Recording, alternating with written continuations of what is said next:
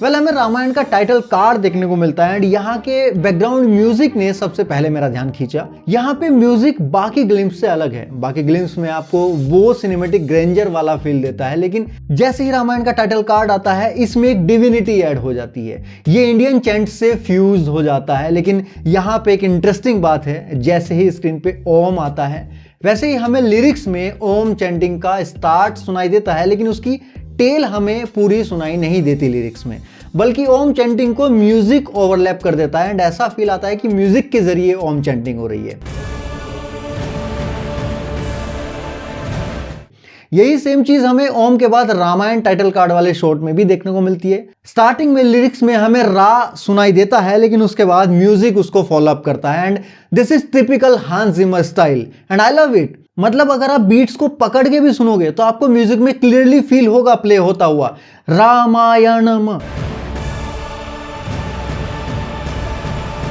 This is epic and इसके तुरंत बाद एक शांति का विस्फोट होता है। जैसे ही ये एरो आता है वैसे ही हमें एक वीणा की तान सुनाई देती है, जो कि मुझे पर्सनली बहुत ज़्यादा पसंद है, लेकिन यहाँ मैंने एकदम से बीट ड्रॉप होने के बाद इसकी उम्मीद नहीं की थी।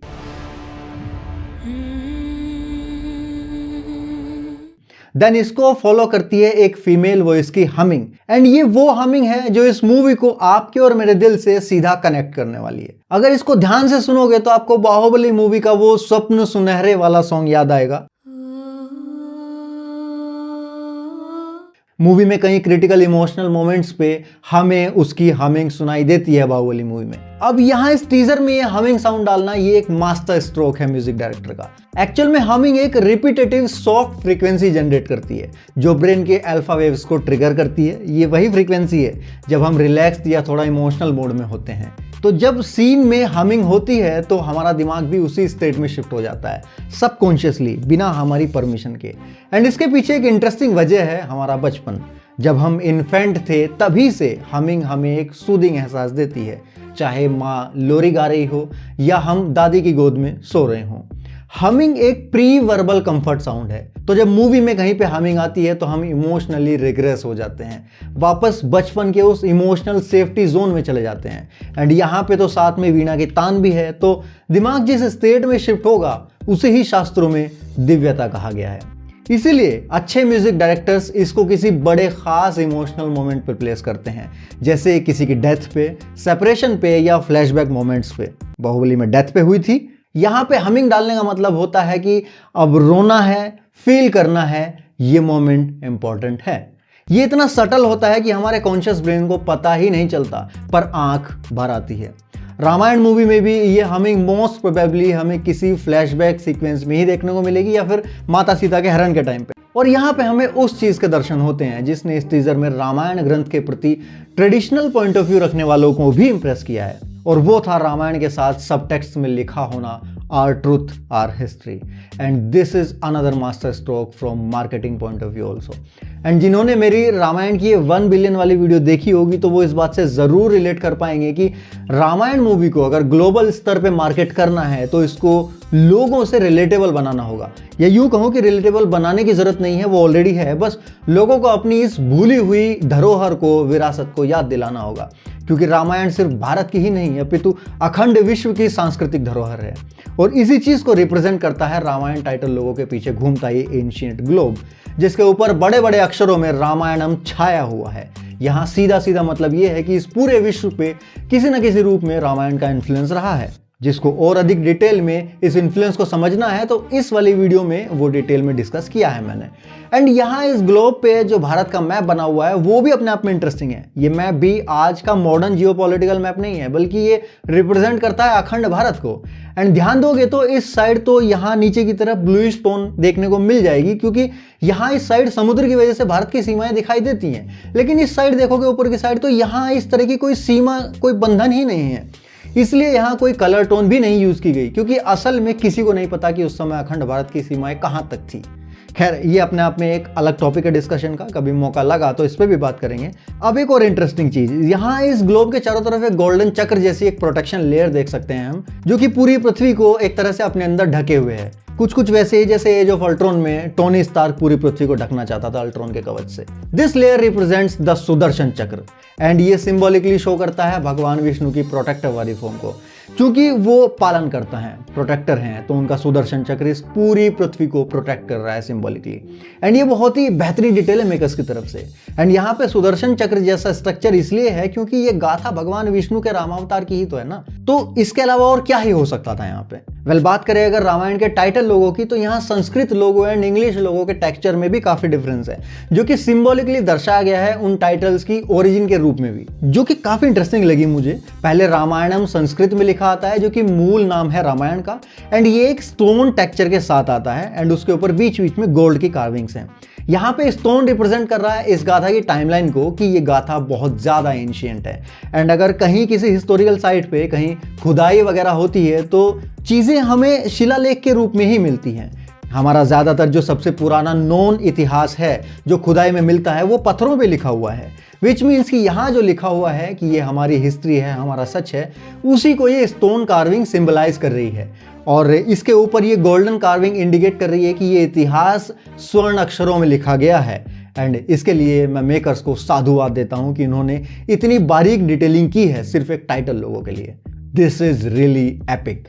इसके बाद हमें इंग्लिश लोगो देखने को मिलता है जो कि एंटायरली गोल्ड का बना हुआ है, जो कि रॉयल्टी एंड मॉडर्निटी दोनों को रिप्रेजेंट करता है। इसी के साथ हम रणबीर कपूर एंड यश दोनों के ग्लिम्स को बाईपास करके पहले ग्लिम्स के स्टार्टिंग में जाते हैं, बाद में हम उन दोनों पे भी आएंगे। यहाँ स्टार्टिंग में सेलेस्टियल बिगिनिंग के साथ यूनिवर्स की ओरिजिन की बात कही गई है कि जब से टाइम की एग्जिस्टेंस रही है यूनिवर्स में, तब से द ट्रिनिटी 3 वर्ल्ड के ऊपर रूल करते हैं। अब ये सेंटेंस अपने आप में काफी लेयर्ड है। ये इस कहानी को सिनेमैटिक पॉइंट ऑफ व्यू की तरफ ले जाता है। ये थोड़ा मार्वल वाला स्टाइल है स्टोरी टेलिंग का, ताकि आज की जनरेशन के लोग भी इससे जुड़ सकें, यानी वो लोग भी जो मार्वल की मूवीज देखते हुए बड़े हुए हैं। क्योंकि टेक्निकली देखा जाए तो ट्रिनिटी 3 वर्ल्ड्स यानी कि धरती, आकाश और पाताल पर रूल नहीं करती कभी भी, वो बस अपने अपने कार्मिक स्ट्रक्चर की रिप्रेजेंटेटिव हैं। तो उनको यहाँ पे ये कहना कि ये ट्रिनिटी 3 वर्ल्ड पे रूल करती है, ये बस एक सिंपलर वे है स्टोरी टेलिंग का। फिर यहाँ साउंड के साथ अगेन काफी खेला है मेकर्स ने। जब क्लाउड में ब्रह्मा जी का फेस फॉर्म होता है जो कि यूनिवर्स के क्रिएशन को रिप्रेजेंट करते हैं, तभी हमें बैकग्राउंड में एक सटल से डमरू की आवाज आती है और उसके साथ सुनाई देता है एक नाद। ये इतना सटल है कि इसको सुनने के लिए आपको हेडफोन को फुल वॉल्यूम में करके ही सुनना होगा। एंड हमारे शास्त्रों में ऐसा कहा जाता है कि इस सृष्टि की उत्पत्ति शिव जी के डमरू के नाद से या स्वर से ही हुई है। ये सारा संसार सुरों के वाइब्रेशन की लय पे ही काम करता है। इसलिए एंशिएंट टाइम पे म्यूजिकल थेरेपी भी प्रचलित थी। इवन आज भी कई साइंटिफिक स्टडीज से पता चलता है कि हमारे इंडियन क्लासिकल म्यूजिक में जो राग हैं वो कई तरह की बीमारियों के उपचार में कारगर साबित हो सकते हैं, क्योंकि कुछ स्पेसिफिक फ्रीक्वेंसी सेरोटोनिन लेवल को बूस्ट करती हैं। जैसे राग यमन सीधा असर करता है डिप्रेशन पे, राग दरबारी कानड़ा का संबंध है हाई ब्लड प्रेशर से, राग बागेश्वरी माइग्रेन में काम करता है, एंड राग देश तोड़ी लंग्स एंड ब्रीदिंग इश्यूज को क्योर करने में काम करता है। ऐसी बहुत लंबी लिस्ट है इस म्यूजिकल थेरेपी की, आप स्वयं भी रिसर्च कर सकते हैं। खैर, तो हम वापस आते हैं यूनिवर्स के क्रिएशन के बाद विष्णु जी के प्रोटेक्टर रूप पे, जिनके साथ हमें बैकग्राउंड में पानी की आवाज सुनाई देती है, which is symbolic representation of Kshir Sagar. लेकिन ये इसके अलावा जीवन का भी प्रतीक है, क्योंकि जल ही जीवन है, ये बात ऐसे ही नहीं बोली जाती। जल वाकई जीवन को रिप्रेजेंट करता है। एंड चूंकि भगवान विष्णु जीवन के रक्षक हैं, इसलिए उन्हें जल के साथ रिप्रेजेंट किया जाता है हमेशा। एंड देन आते हैं भगवान शिव अपनी डिस्ट्रॉयर फॉर्म में, जिनके साथ फायर एंड क्रैकल साउंड हमें सुनने को मिलती है बैकग्राउंड में, जो कि यूनिवर्स के एक एक फोल्ड को चीरती हुई महसूस होती है। एंड यहाँ जब हमें ये ट्रिनिटी दिखाई जाती है तो इंटरेस्टिंगली ब्रह्मा जी को बीच में रखा गया है, जो कि 2 चीज़ों को इंडिकेट करता है। एक तो ये कि हमने हर जगह भगवान शिव और भगवान विष्णु को ही इंपॉर्टेंस दी जाती है ऐसा देखा है। ब्रह्मा जी को इस तरह से सेंटर में रख के यहाँ पे मेकर्स ने ट्रिनिटी के पावर बैलेंस को इंडिकेट किया है बड़े ही सटल तरीके से। एंड दूसरी चीज, ये एक सटल रेफरेंस है ब्रह्मा एआई का, जो कि दुनिया का most powerful creative AI tool है, जो डीनेक के पास है एंड जो इस मूवी को 1 बिलियन के पास ले जाने की क्षमता रखता है। अगर आपको ब्रह्मा एआई के बारे में समझना है तो मेरी ये वाली वीडियो देख लेना, डिटेल में बात की हुई है, समझ जाओगे। एंड इसी के साथ जन्म होता है उस गाथा का जिसके हम सब 5000 साल से भी अधिक से साक्षी रहे हैं, राम वर्सेस रावण की गाथा। यहाँ पे हमें रामबाण एक क्रिस्टल के रूप में दिखाया गया है, which is the symbolic form of purity. जैसे क्रिस्टल एक प्योरेस्ट फॉर्म होती है जिसमें सब कुछ साफ साफ देखा जा सकता है। एक इंटरेस्टिंग बात बताता हूं, सुपरमैन की फोर्ट्रेस ऑफ सॉलिट्यूड भी इसीलिए क्रिस्टल की बनी हुई है, क्योंकि सुपरमैन को भी सिंबल ऑफ होप के रूप में एक प्योरेस्ट पीक लिविंग बीइंग की फॉर्म में दर्शाया गया है। He is a modern day rip of Bhagwan Shri Ram's all attributes. Superman के कैरेक्टरिस्टिक्स में एंड श्री राम के एट्रीब्यूट्स में आपको बहुत सारी सिमिलरिटीज मिल जाएंगी। एंड ये कोई कंपैरिजन नहीं है दोनों में, ये बस समझाने के लिए एक एग्जाम्पल मात्र है।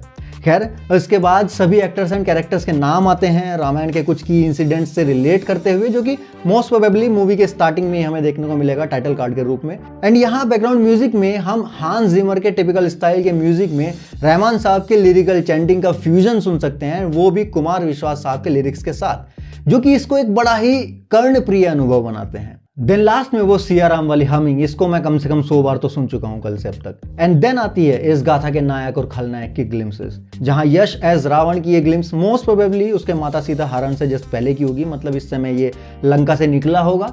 एंड इसका पूरा अटायर इसे एक पीक इविल रिप्रेजेंटेटिव बनाता है, क्योंकि यही वो टर्निंग पॉइंट था रावण की लाइफ में, जहां पे वो ग्रे से पूरा डार्क साइड में कन्वर्ट हो गया था। मतलब कुछ लोग अगर उसे ग्रे भी मानते हैं तो। वहीं रणबीर एज श्रीराम की ये ग्लिम्स 99% मैं श्योर हूँ कि स्वर्ण मृग के समय की है। ये शायद जो तीर छोड़ा है वो सीधा स्वर्ण मृग यानी कि मारीच को ही लगेगा जाके। यहाँ एक बहुत ही अच्छी डिटेल प्लेस की गई है मेकर्स की तरफ से श्रीराम की मुद्रिका वाली, जिसको हम यहाँ नोटिस कर सकते हैं। इसे हनुमान जी माता सीता को देंगे एंड इसका एक और सिग्निफिकेंस होने वाला है मूवी में। ऐसा सुनने में आ रहा है कि पार्ट 2 में मल्टीवर्स को भी एक्सप्लोर किया जाएगा। रामकथा में श्री राम की मुद्रिकाओं के एक पर्वत की कथा आती है जो मल्टीवर्स से कनेक्टेड है, यानी कि मेकर्स पूरी तरह से लेयर्ड सिनेमैटिक स्टोरी टेलिंग पे फोकस कर रहे हैं। बाकी आसपास के एनवायरनमेंट को रियलिस्टिक एंड काफी खूबसूरत बनाया गया है। खैर, इन सब पे हम आराम से जल्दी ही एक लाइव वीडियो में बात करेंगे, जहां पे होंगे आप, मैं और रामायण। आप ये बताओ आपको ये ग्लिम्स कैसी लगी और कैसी लगी मेरी ये वीडियो।